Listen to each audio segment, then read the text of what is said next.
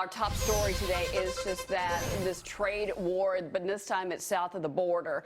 This is on the heels, of course, the largest ever apprehension of illegals by border officials. This is what we got yesterday. That news. Now President Trump announcing brand new tariffs on Mexico, and he's declaring they will gradually increase those tariffs until Mexico does something about the surge of these illegal immigrants at our border. Let's bring in Tori Whiting of the Heritage Foundation and attorney Doug Burns. Good morning to both of you. Morning. Good morning, Cheryl. Tori, this is a move like we've never seen from another U.S. president against Mexico. The immigration problem is a decades-long problem. This is blunt force being used by Trump. Is this going to work?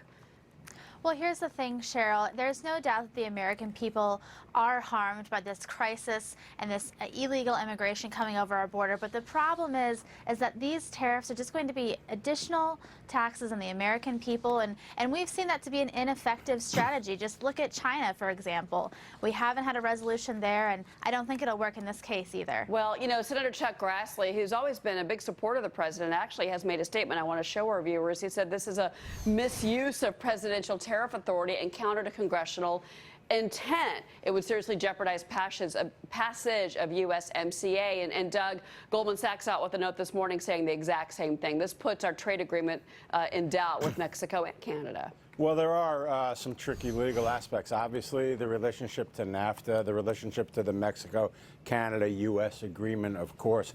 I don't necessarily agree with kind of the quick answer that he doesn't have the authority to do it, only because if you catch it in terms of national security and a national emergency, I think he would be on good footing. So to recap what I'm saying, it's two different discussions. One is, if you put in tariffs, does that hurt the American economy?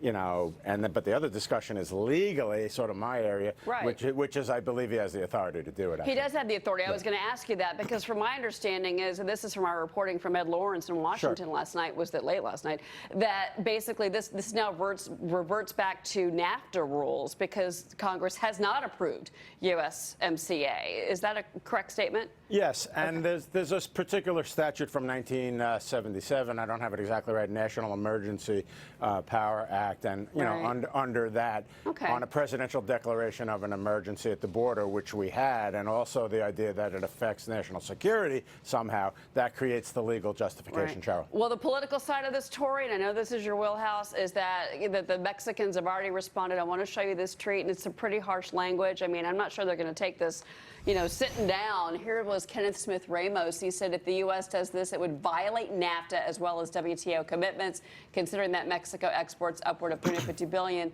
The retaliation against the measure would be off the charts. I mean, this is harsh language.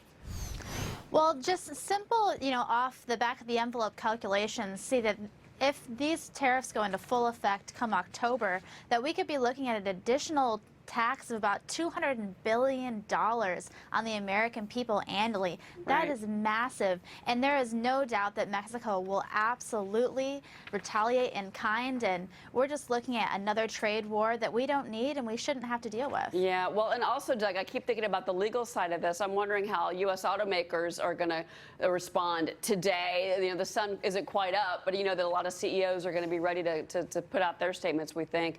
But from a legal perspective, do you think that this ends up, if it continues, into the courts? Do you think that there's a lot of backlash in the courts over this? No, I think there is, and it tracks into sort of a little bit of global crystal ball on my part. I'm not entirely convinced, but I'm not, you know, really the expert. I'm just the lawyer. But the point is, I'm not convinced. I'm not convinced that this is actually going to take place necessarily on June 10th. Yeah, no, well, again, we're seeing investors react swiftly overnight. We saw our futures markets sell off immediately when this all started last night, and we're watching a sell-off right now. Tori and Doug, great perspective from both of you, and you're covering both angles very well. Thanks, guys. My pleasure. Thank you.